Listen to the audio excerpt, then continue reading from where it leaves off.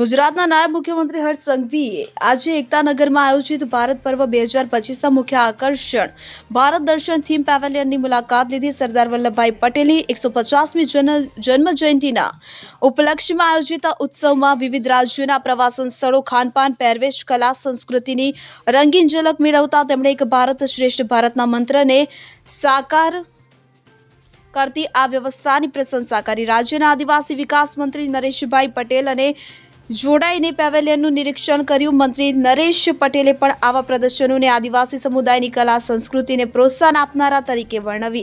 પેવેલિયનમાં 28 રાજ્યો અને કેન્દ્ર શાસિત પ્રદેશોના પ્રતિનિધિઓએ પોતાના પ્રવાસન આકર્ષણો, પરંપરાગત વાનગીઓ, વેશભૂષા, હસ્તકલા દર્શાવી. રાજસ્થાનના રણથંભોર, કેરળના બેકવોટર્સ, બંગાળના દરબાગેશ, તમિલનાડુના મહાબલીપુરમ જેવા સ્થળોના મોડલ્સ અને વિડીયો પ્રસ્તુતિત વાહવા વિહંગાવી દીધી. તો ખાનપાન વિભાગમાં પંજાબી બટર ચિકનથી લઈને ગુજરાતી ઢોકળા સુધીની વાનગીઓ એ મુલાકાતીઓને આકર્ષ્યા. કલા નૃત્યના કાર્યક્રમોમાં ગરબા, ભરતનાટ્યમ અને લાવણીની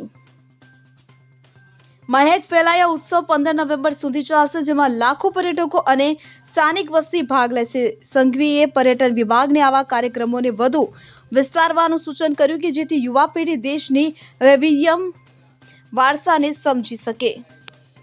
હવે જુઓ દેશ દુનિયાની તમામ ખબરો તમારી આંગળીના ટેરવે.